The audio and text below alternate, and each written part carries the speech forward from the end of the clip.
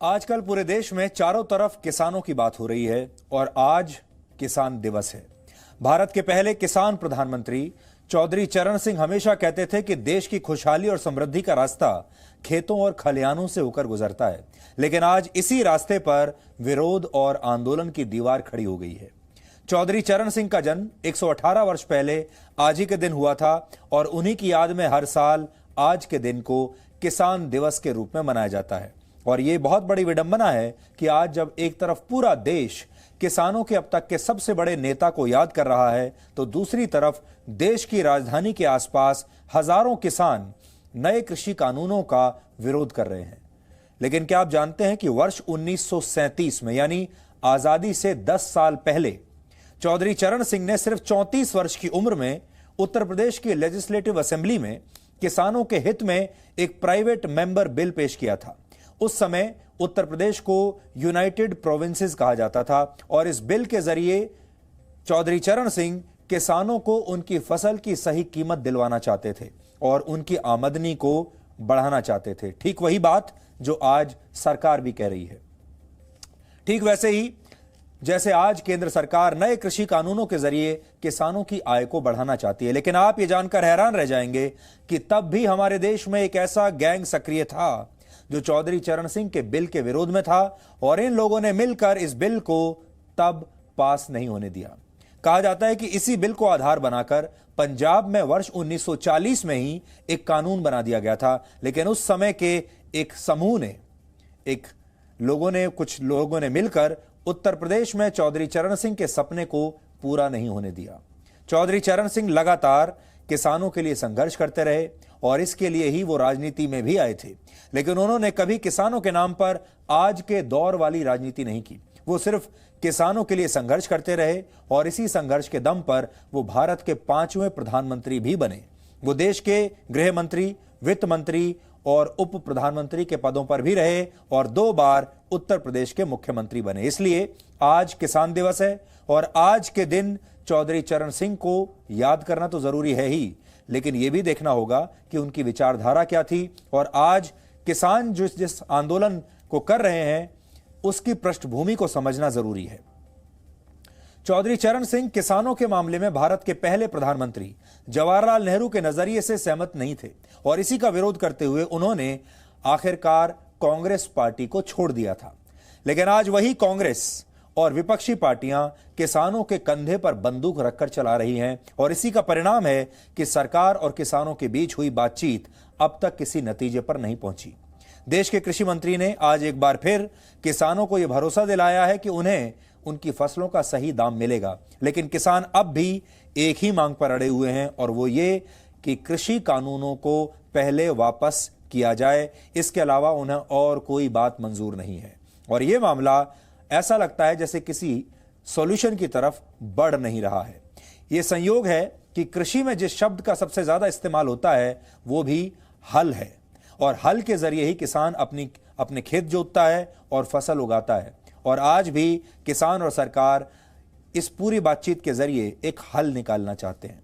पहले किसान हाथ के औजारों से हल का काम करता था, फिर इसके लिए पशुओं का सहारा लेने लगा और अब ट्रैक्टर और नई नई मशीनें आ गई हैं।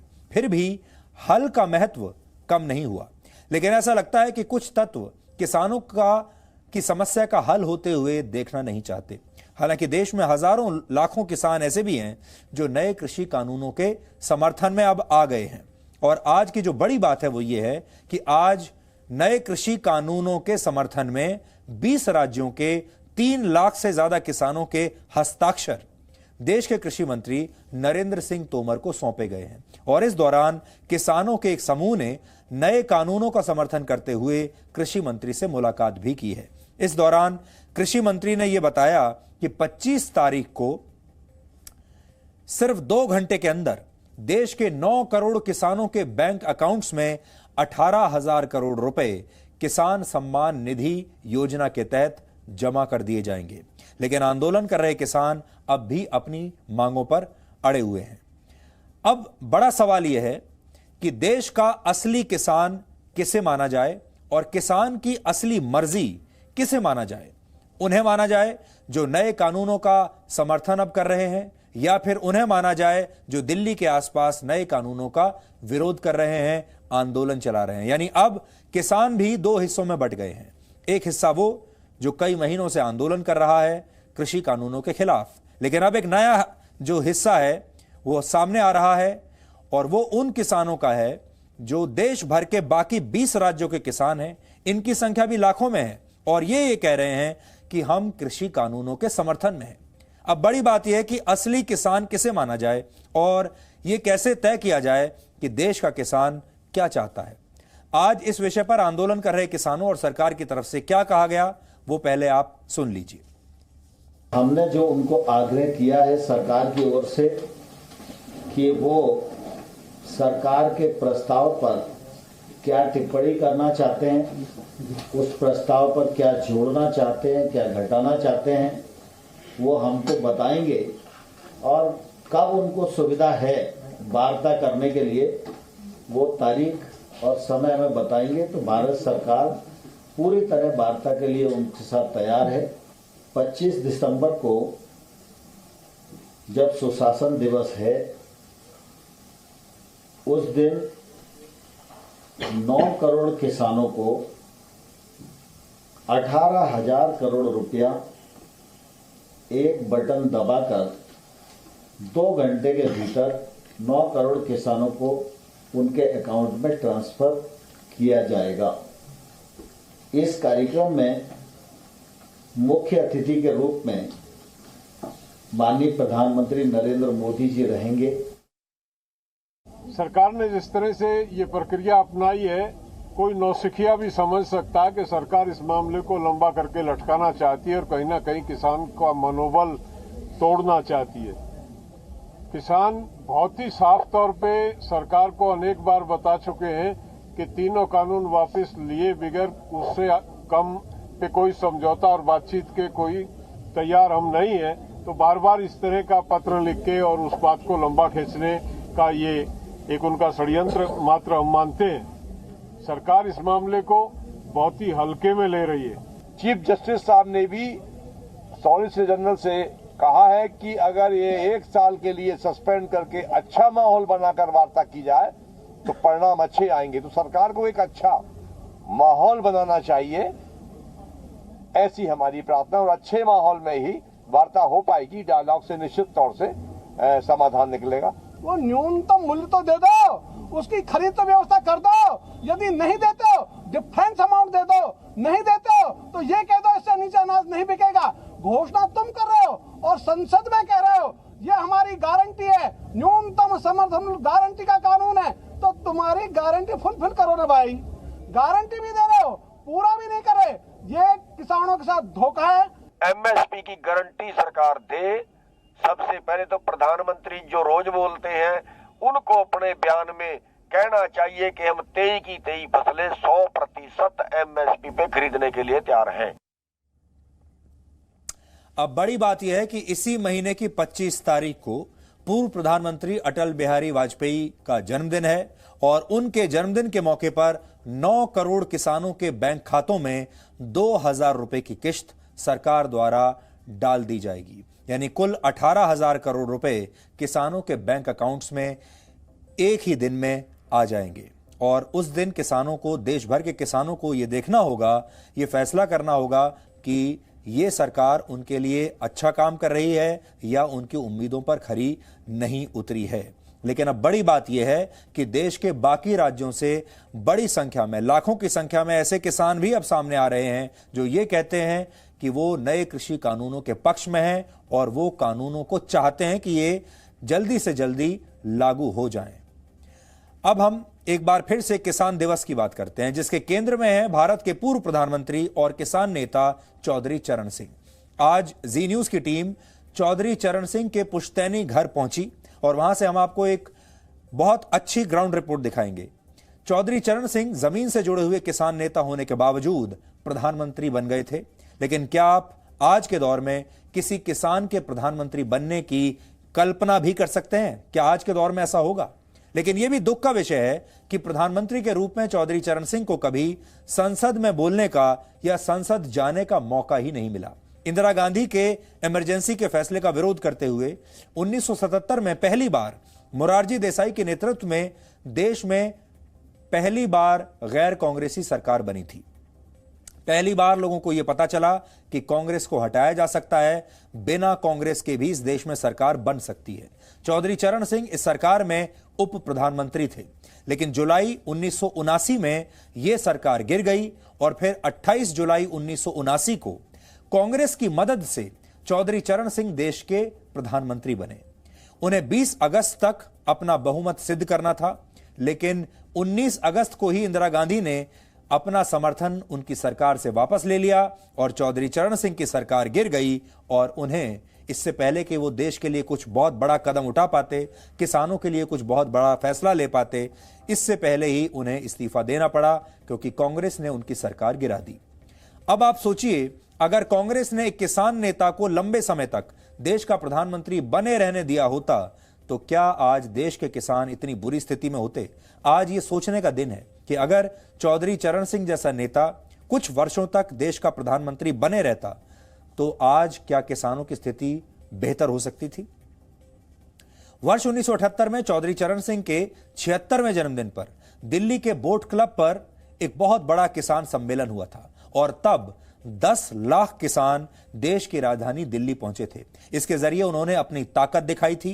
कांग्रेस को भी किसानों पर सियासत का मौका मिल गया और मोरारजी देसाई की सरकार गिरने के बाद चौधरी चरण सिंह कांग्रेस की मदद से देश के प्रधानमंत्री बन गए। लेकिन ये उस समय की तस्वीरें हैं, आप देखिए ध्यान से। ऐसी भीड़ आपने शायद बहुत वर्षों में नहीं देखी होगी। ये चौधरी चरण सिंह के नेतृत्व में आप देख रहे हैं वर्ष 1978 की तस्वीरें, जब देश भर के लाखों किसान दिल्ली आ गए थे। चौधरी चरण सिंह के अलावा भारत में एक और बड़े किसान नेता हुए हैं जिनका नाम है महेंद्र सिंह टिकैत।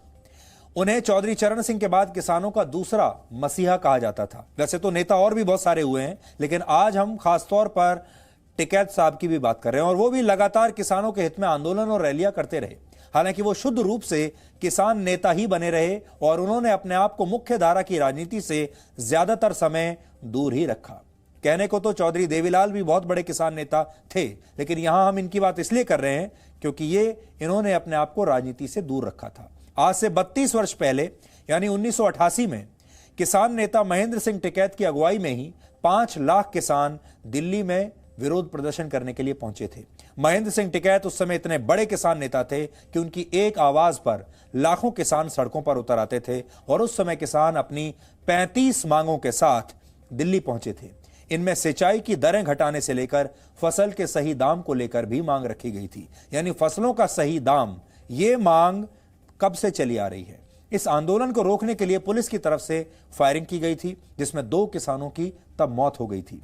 किसानों की मांग पर इस तरह की कार्रवाई से पुलिस की काफी आलोचना हुई थी और तब तत्कालीन प्रधानमंत्री राजीव गांधी की सरकार भारी दबाव में आ गई थी और आखिरकार सरकार को किसानों की ये सारी की सारी यानी 35 मांगें माननी पड़ी थी।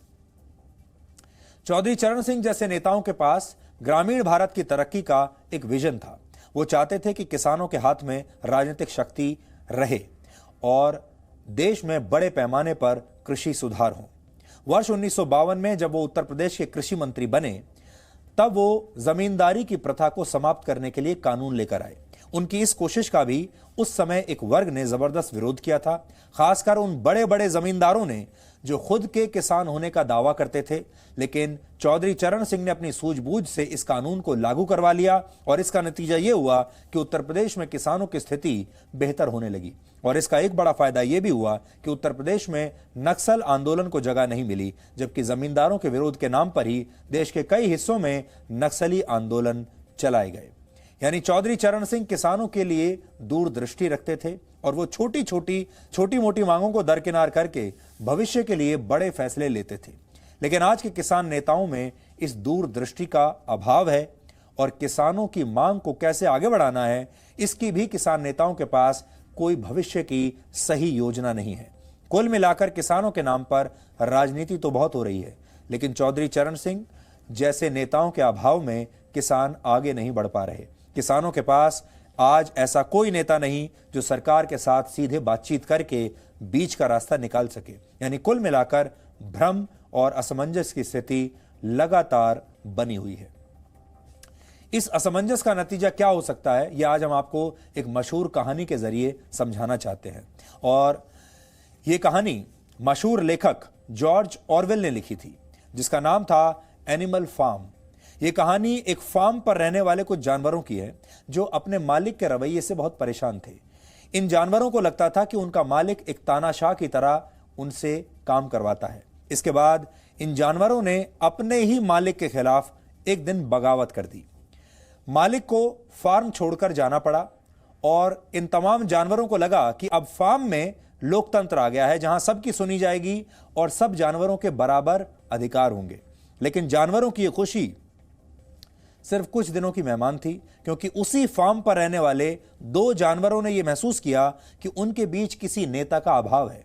इसके बाद ये दोनों जानवर इस फार्म में बाकी के जो जानवर थे उनके नेता बन गए। और फिर इन 2 नेताओं ने फार्म के मालिक से भी एक कदम आगे बढ़ते हुए बाकी के जानवरों का शोषण शुरू कर दिया और जानवरों के सभी अधिकार छीन लिए। इस कहानी का सार यह है कि शक्ति आपको भ्रष्ट बनाती है और जो लोग शक्ति का सही दिशा में और सकारात्मक प्रयोग नहीं करते, वो एक ना एक दिन कुछ लोगों की राजनीति का शिकार हो जाते हैं। ये जो फार्म पर जानवर थे, इन्हें ऐसा लगा कि लोकतंत्र के नाम पर अब इनके सबके बराबर अधिकार हो जाएंगे, लेकिन ऐसा हुआ नहीं। आज हमने 1952 में चौधरी चरण सिंह के साथ जुड़े उनके सबसे पुराने और उनके भरोसेमंद सहयोगियों में से एक जयपाल सिंह से बात की और उन्होंने हमें यह बताया कि चौधरी चरण सिंह आंदोलन के नाम पर इस तरह के शहरों को बंधक बनाने के बहुत खिलाफ थे। वो जो आंदोलन, तो मैंने बताया कि बुनियादी तौर पर आंदोलन में उनका विश्वास ही नहीं था। वो चाहते थे कि लोगों को इस कदर अवेयर कर दिया जाए अपने हकूक़ के लिए कि वो खुद खड़े होकर रास्ता रोकने में तो उनका एतबार ही नहीं था। आज का आंदोलन ठीक उसके डिफर है। आज के आंदोलनकारी चाहते हैं कि जितना परेशान हम शहर के लोगों को करेंगे, अवरुद्ध करके, रास्ता अवरुद्ध करके, सब्जी अवरुद्ध करके, दूध अवरुद्ध करके और चीज़ों की आवागमन में रास्ता बंद कर, उतना मीडिया कवरेज अधिक देगा, उतनी बात तुम्हारी ज़्यादा जाएगी। चौधरी चरण सिंह के उसूल के खिलाफ था। उन्होंने कभी इसको प्रोत्साहित नहीं किया। तो चौधरी चरण सिंह अगर आज जिंदा होते तो क्या वो भी इसी तरह का आंदोलन करते? क्या वो भी दिल्ली और आसपास के तमाम हाईवेज को रोक देते, रेल की पटरियों पर धरने पर बैठ जाते और ये कहते कि वो लगातार इसी तरह आंदोलन करते? या उनके आंदोलन करने का तरीका कुछ और होता? अगर आज वो जिंदा होते तो आज सरकार के नए कृषि कानूनों का समर्थन करते या इनका विरोध करते? चौधरी चरण सिंह गर्व से कहते थे कि वो किसानों के नेता हैं। उन्होंने समाज के उस वर्ग को आवाज दी जो शोषित और पीड़ित था और जिसकी सुनवाई कहीं नहीं होती थी। आज भी कई पार्टियां और नेता चौधरी चरण सिंह के नाम पर राजनीति करते हैं। किसानों से जुड़ने के लिए उन्हें अपना कंधा बनाते हैं, उनका प्रयोग करते हैं, उनके नाम का इस्तेमाल करते हैं। लेकिन जब बात सम्मान देने की आती है, उन्हें याद करने की आती है, तो ये नेता और पार्टियां दूर दूर तक कहीं दिखाई नहीं देते। सबसे बड़ी बात यह है कि मौजूदा लोकसभा के 38% सांसद किसान हैं, या ये मान लीजिए कि वो अपने आप को किसान बताते हैं। 38%, हर 3 में से 1 सांसद किसान हो। वहां किसानों के सबसे बड़े नेता चौधरी चरण सिंह के पुश्तैनी गांव और उनके पुश्तैनी घर का आज क्या हाल है। चौधरी चरण सिंह का जन्म दिल्ली के पास हापुड़ के नूरपुर गांव में हुआ था, लेकिन आज इसी गांव के लोग चौधरी चरण सिंह के पुत्र और राष्ट्रीय लोकदल के अध्यक्ष चौधरी अजीत सिंह से नाराज हैं। आज हमने चौधरी चरण सिंह की इसी जन्मस्थली से एक ग्राउंड रिपोर्ट तैयार की है, जिसे देखकर आप समझ जाएंगे कि जिस देश में भारत के पहले किसान प्रधानमंत्री को सम्मान नहीं मिला, उस देश में किसानों के नाम पर राजनीति करने वाले नेता भला किसानों की समस्या को कैसे हल कर पाएंगे।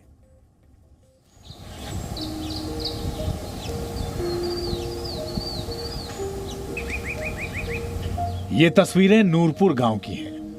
ये उत्तर प्रदेश के हापुड़ जिले का एक छोटा सा गांव है।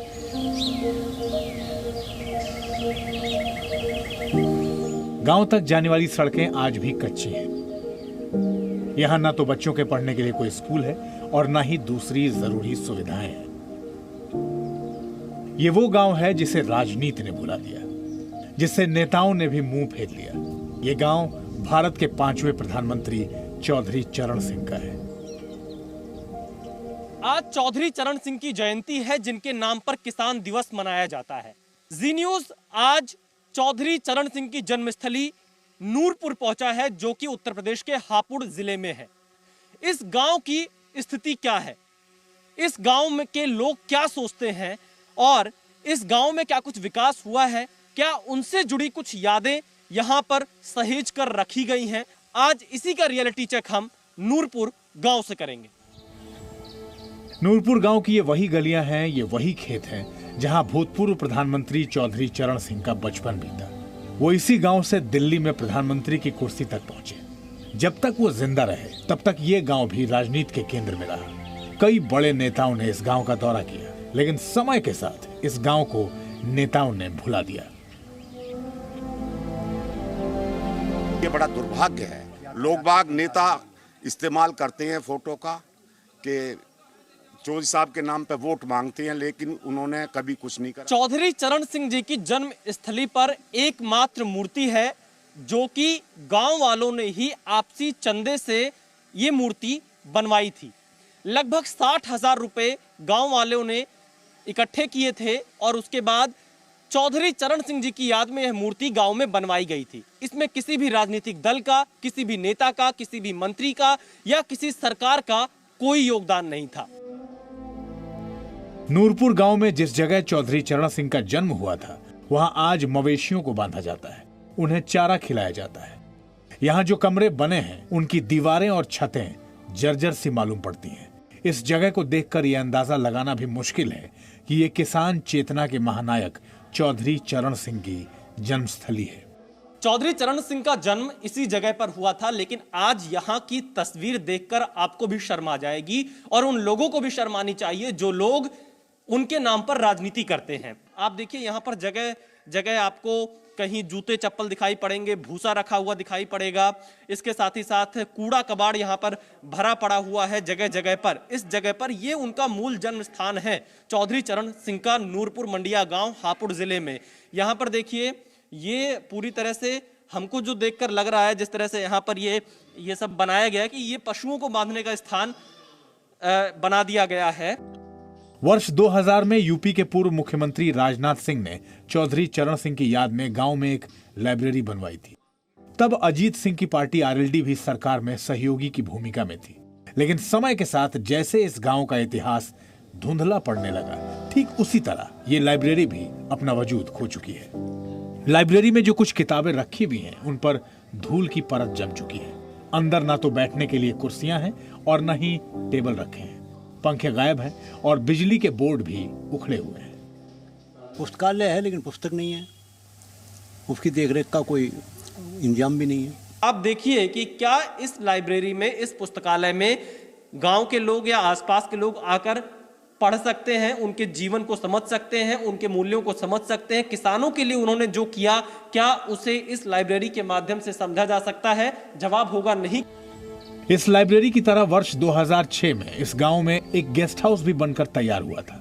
मकसद ये था कि जब लोग इस गांव में भूतपूर्व प्रधानमंत्री चौधरी चरण सिंह को करीब से जानने के लिए आएंगे तो उन्हें इसी गेस्ट हाउस में ठहराया जाएगा।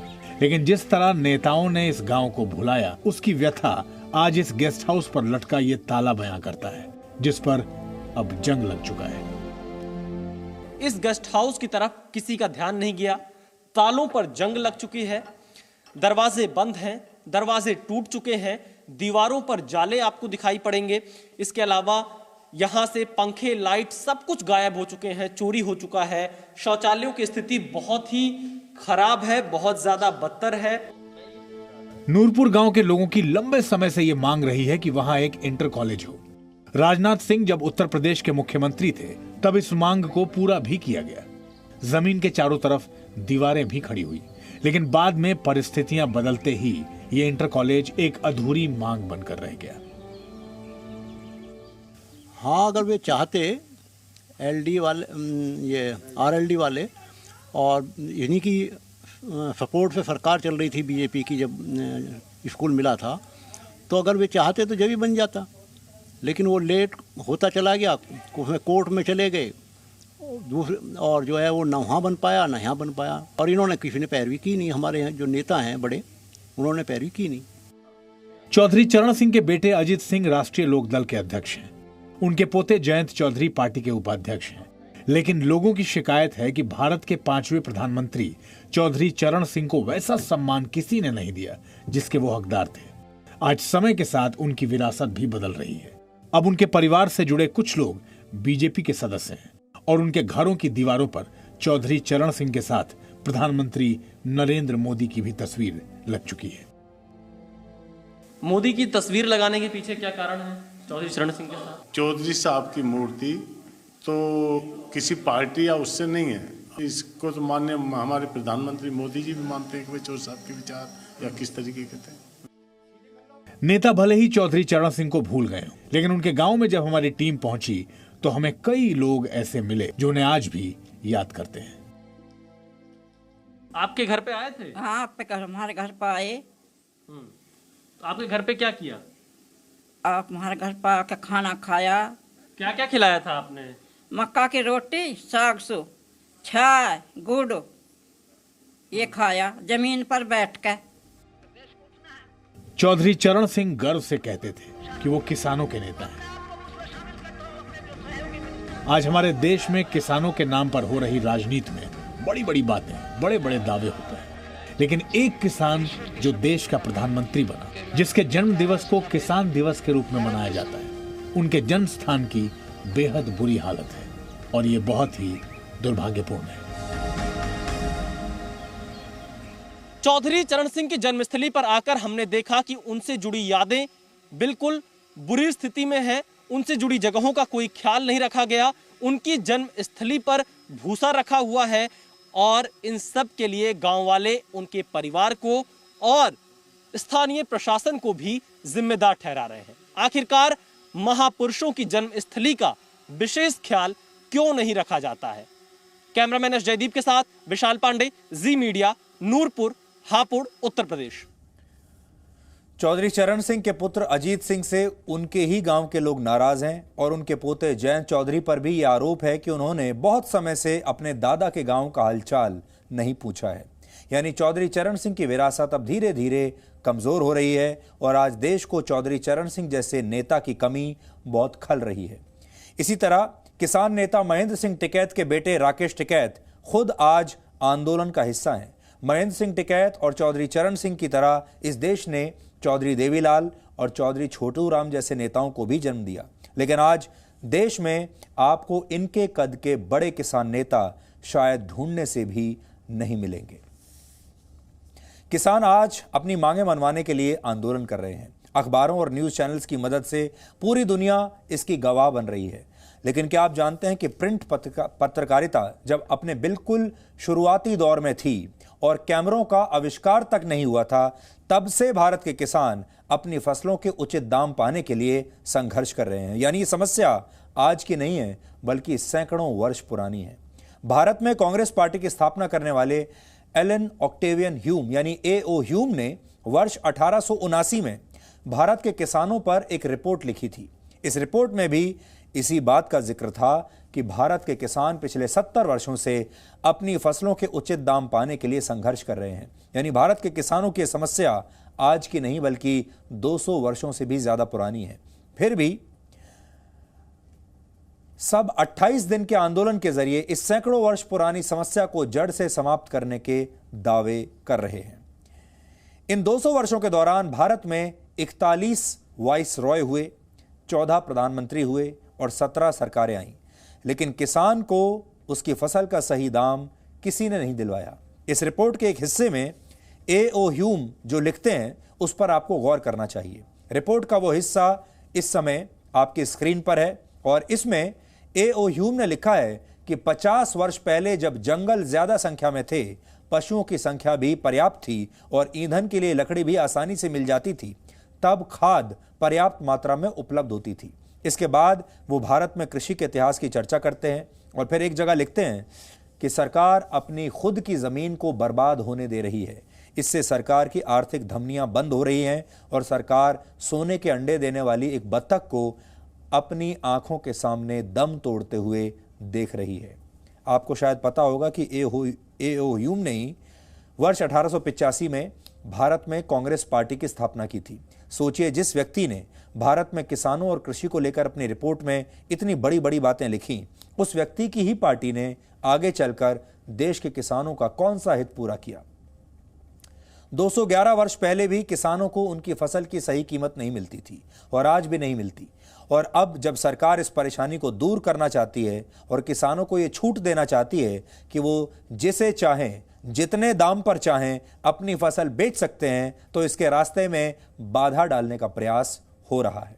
भारत में कृषि का इतिहास करीब 9000 वर्ष पुराना है और भारत के जो किसान कभी दुनिया की जीडीपी में 25% की हिस्सेदारी रखते थे, वो समय के साथ साथ अपनी शक्ति को खोते चले गए।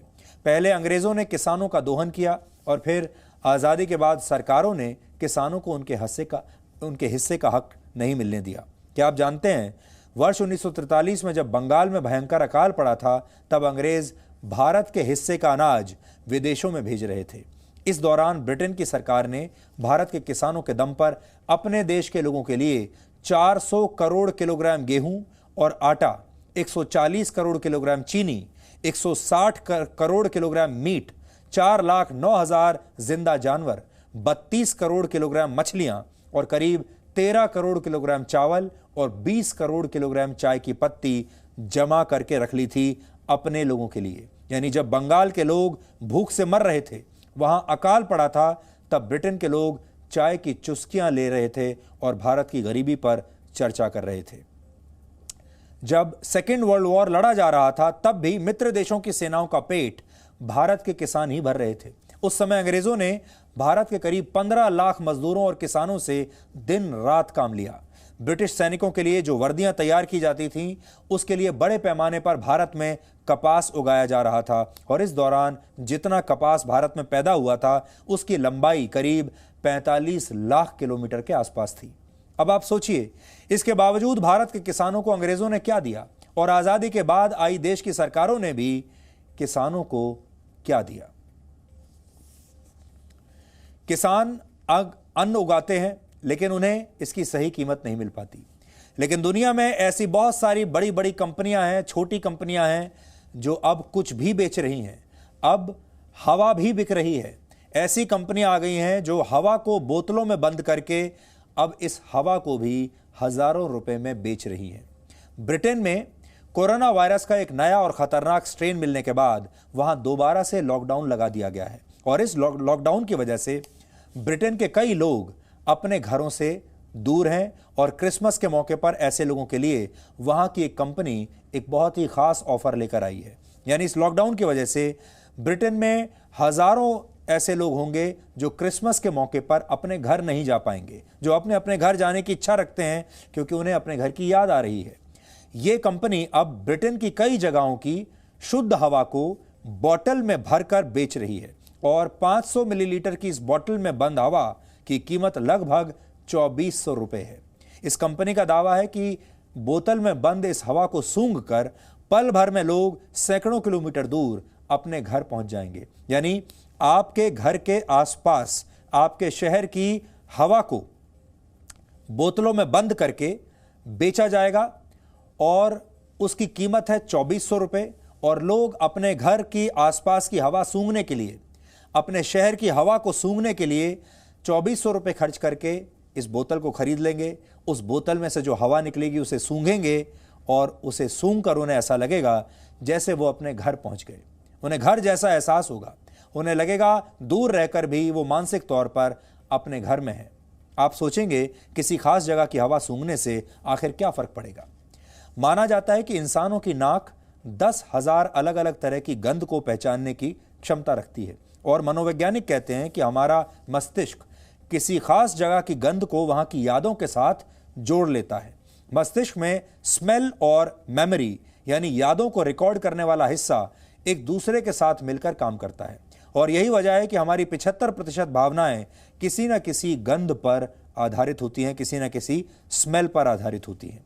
यानी अगर आपके घर के आसपास कोई विशेष प्रकार की गंध है या सुगंध है तो आपका मस्तिष्क इसे आपके घर की यादों के साथ जोड़ देता है। इसलिए किसी और शहर में भी ऐसी सुगंध मिलने पर आपको अपने घर की याद आएगी। और हमारे यहाँ भी तो आपने सुना होगा, अक्सर कहा जाता है कि आपको अपनी जन्मभूमि की जो मिट्टी है उसकी खुशबू आप दूर से पहचान जाते हैं।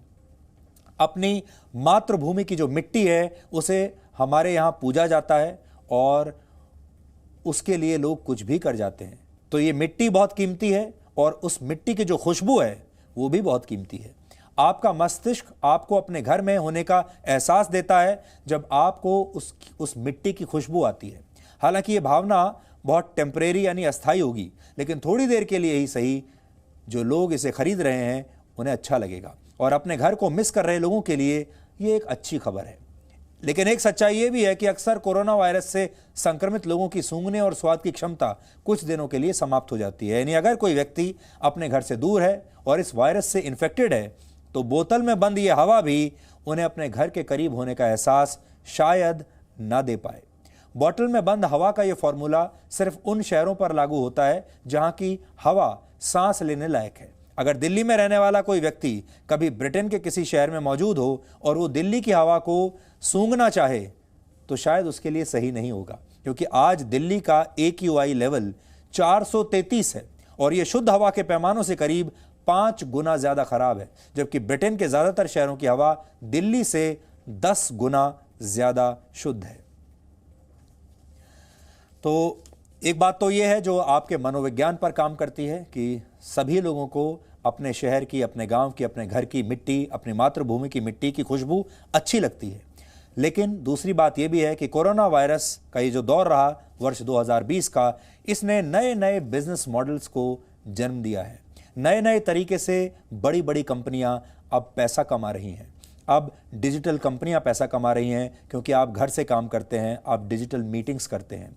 अब आप काढ़ा खरीदने पर, काढ़ा बनाने पर कहीं ज़्यादा पैसा खर्च कर रहे हैं। अब आप दवाइयों पर कहीं ज़्यादा पैसा खर्च करते हैं, सैनिटाइजर्स पर कहीं ज़्यादा पैसा खर्च करते हैं, साबुन पर पैसा ज़्यादा खर्च कर रहे हैं, अपनी इम्यूनिटी बढ़ाने पर आप ज़्यादा पैसा खर्च कर रहे हैं। ये सारे नए नए बिजनेस मॉडल्स अभी आपके जीवन में आ गए हैं।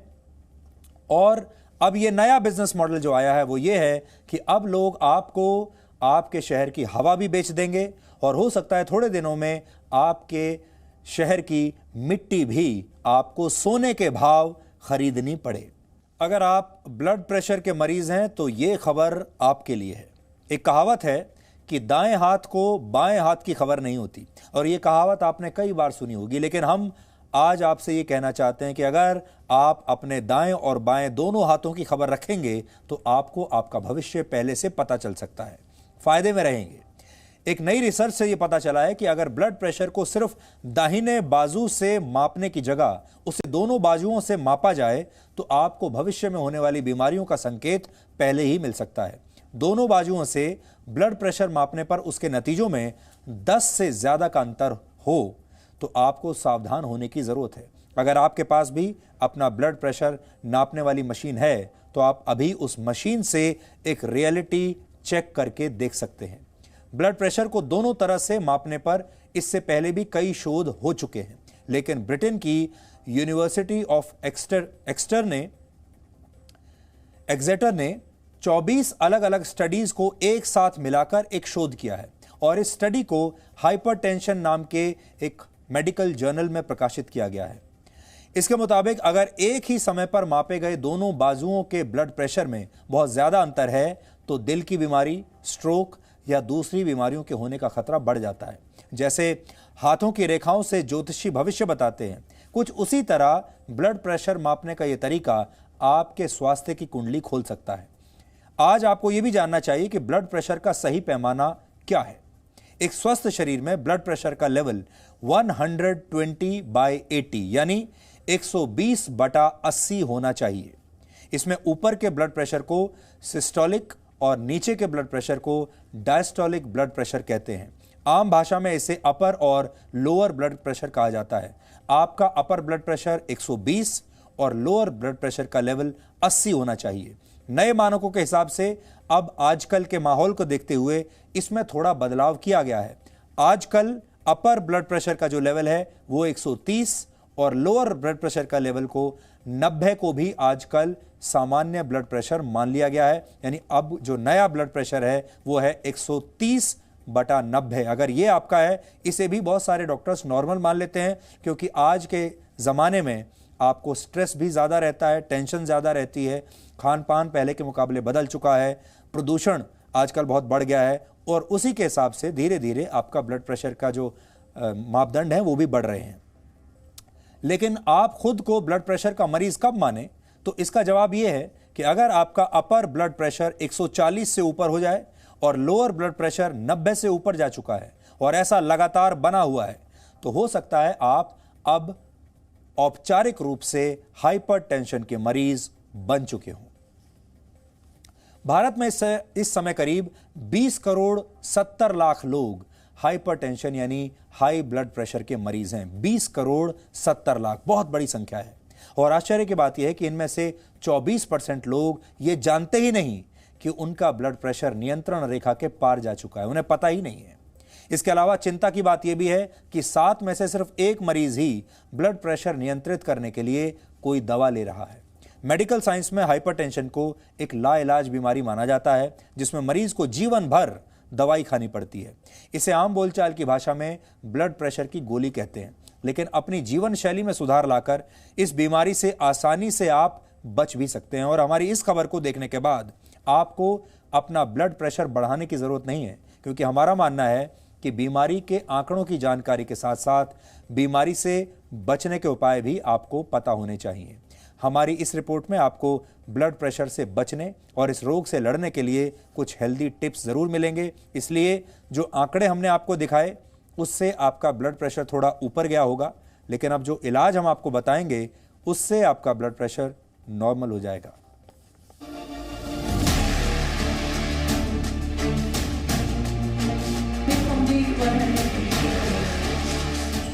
ये दिल्ली के रहने वाले 52 वर्षीय राजीव सिंह तंवर हैं।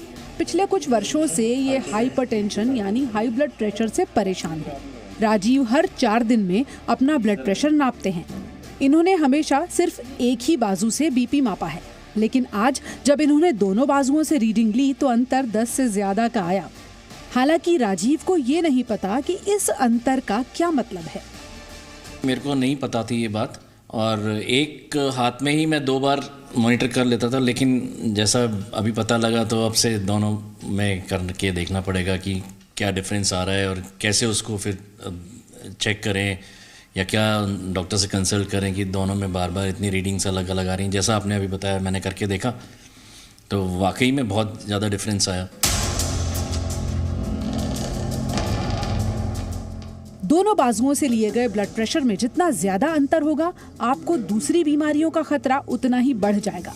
अगर पहले से कोई और बीमारी नहीं है तो भी सीने में दर्द यानी एंजाइना, हार्ट अटैक और स्ट्रोक का खतरा बढ़ सकता है।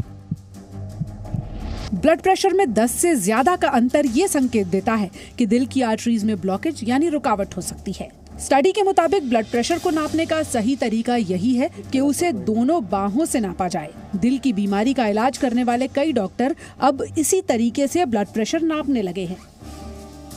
दोनों में वेरिएशन 1 मिलीमीटर से ज़्यादा है तो उस व्यक्ति में जिसमें ज़्यादा होगा उसमें इवेंट फ्यूचर में हार्ट अटैक होने की, फ्यूचर में पैरालिसिस के अटैक होने की वो ज़्यादा हो जाती हैं। तो अब ये एक सत्य के रूप में सामने आ रहा है साइंस के द्वारा कि जो दोनों हाथों के बीच में डिफरेंस था वो केवल नॉर्मल फिजियोलॉजिकल जोन के बियॉन्ड जाए तो ये नहीं है कि 10-20 मिलीमीटर बढ़ा मिला तभी हम उसके ऊपर विचार करें और उसके ऊपर एक्शन लें। इवन 1 मिलीमीटर का डिफरेंस जो है उससे भी फ्यूचरिस्टिक इवेंट कोरिलेट होने लगी हैं। तो एक बड़े रिस्क फैक्टर के तौर पे ये देखा जाएगा। इंग्लैंड में हुई स्टडी की ही तरह 2017 में अमेरिका के मैसाचुसेट्स इंस्टीट्यूट में 40 वर्ष से ज्यादा उम्र के 3400 मरीजों की जांच की गई। ये ऐसे मरीज थे जिनमें पहले से दिल की बीमारी का कोई लक्षण नहीं था। लेकिन इनकी जांच में एक बाजू और दूसरे बाजू में सिस्टोलिक ब्लड प्रेशर यानी ऊपर वाले ब्लड प्रेशर में 5 का अंतर पाया गया। इनमें से 10% लोगों में ये अंतर 10 से ज्यादा पाया गया। 13 वर्ष तक इन लोगों की जांच जारी रही। 10 से ज्यादा अंतर वाले 38% लोगों में हार्ट अटैक, हार्ट स्ट्रोक और दिल की बीमारी के लक्षण पाए गए। दोनों हाथों का ब्लड प्रेशर चेक करना चाहिए। अगर डिफरेंस 15 से ज़्यादा है तो उस इंसान को पूरा इन्वेस्टिगेट करना चाहिए कि उसको ब्लॉकेज होने का खतरा है कि नहीं है। उसके कोलेस्ट्रॉल, डायबिटीज़, स्मोकिंग, ये सब रिस्क फैक्टर्स पर ध्यान देना चाहिए। उसका हार्ट को भी एक बार चेक करना चाहिए। तो ये बड़ा सिंपल सा टेस्ट है, क्योंकि दोनों आर्म्स में ब्लड प्रेशर चेक करना 2 मिनट का काम है और रिलैक्स पोजीशन में करना चाहिए ब्लड प्रेशर चेक। अगर डॉक्टर को 10 मिलीमीटर से ज़्यादा का डिफरेंस मिलता है दोनों आर्म्स में, तो इट इज़ वर्थ कि हम आगे जाके उस पेशेंट को इन्वेस्टिगेट करें, उसको बचाएं कि हार्ट का पेशेंट ना बन जाए। हाई ब्लड प्रेशर एक दिन या एक महीने में होने वाली बीमारी नहीं है। ये समय समय पर आपको संकेत देती है, लेकिन आप इन इशारों को नजरअंदाज कर देते हैं। शरीर को कुछ देर के लिए अगर आप एक मशीन मान लें, तो इसका मुख्य भाग यानी आपका हृदय नसों के माध्यम से रक्त को सही प्रेशर के साथ शरीर के दूसरे हिस्सों में पहुंचाता है। लेकिन जब आप अपनी खान पान की आदतों में या जीवन शैली में गलत तरीके के बदलाव करते हैं, तो इसका बुरा असर खून ले जाने वाली नसों पर पड़ता है। ये नसें कमजोर होकर सिकुड़ने लगती हैं। इसी से आपका ब्लड प्रेशर बढ़ने लगता है और आप हाइपरटेंशन के मरीज हो जाते हैं। इससे बचने के लिए हफ्ते में 5 दिन की सैर या वर्कआउट जरूर करें। ताज़ा भोजन करें और खाने में नमक का प्रयोग कम से कम करें। शराब और धूम्रपान हाई ब्लड प्रेशर के बड़े कारण हैं। इनसे दूर रहें। तनाव से जितना दूर रहेंगे उतना अच्छा है। और सबसे जरूरी बात, अपने वजन पर कंट्रोल रखें। वैसे डॉक्टर 30 साल की उम्र के बाद घर में ही बीपी मॉनिटर रखकर वक्त वक्त पर ब्लड प्रेशर चेक करने की सलाह देते हैं। हाई ब्लड प्रेशर की जंग में एक सही ब्लड प्रेशर मशीन आपके लिए मददगार साबित हो सकती है। वरुण भसीन के साथ ब्यूरो रिपोर्ट, जी मीडिया। अगर आप अपने घर पर ही ब्लड प्रेशर चेक करते हैं तो आज हम आपको इसका सही तरीका भी बता देते हैं। ब्लड प्रेशर मापने से पहले आपका हार्ट रेट सामान्य होना चाहिए। अगर आप पैदल चलकर कहीं से आए हैं या आपने कोई वर्कआउट किया है या आप कोई और ऐसी एक्टिविटी करके आए हैं जिससे कि आपका हार्ट रेट बढ़ा हुआ है, तो कुछ देर आराम कीजिए जब तक कि आपका हार्ट रेट नॉर्मल नहीं हो जाता, दिल की धड़कन आपकी नॉर्मल नहीं हो जाती। मन में किसी तरह का तनाव या गुस्से का भाव उस समय नहीं होना चाहिए जब आप अपना ब्लड प्रेशर नाप रहे हो। ब्लड प्रेशर की जांच से आधा घंटा पहले सिगरेट और शराब ना पिएं। आराम से सीधे बैठ जाएं और कुछ मिनटों के लिए अपने पैर सीधे रखें। बाजू कोहनी के सहारे ऐसे रखें कि ये हार्ट के स्तर पर, हार्ट के लेवल पर आ जाए। बाजू के ऊपरी हिस्से पर पट्टी बांध लें और मशीन के इंस्ट्रक्शन के अनुसार ब्लड प्रेशर को चेक करें। और कम से कम 15 दिन तक एक तय समय पर ही सुबह शाम हर रोज अपना ब्लड प्रेशर चेक कीजिए और इसे एक डायरी में नोट करते रहिए। इस तरह आपके पास ब्लड प्रेशर का एक चार्ट तैयार हो जाएगा और इसके आधार पर आपके डॉक्टर ये तय कर सकते हैं कि आप हाइपरटेंशन के मरीज हैं या नहीं। इससे ब्लड प्रेशर के खिलाफ आपकी लड़ाई थोड़ी आसान हो जाएगी।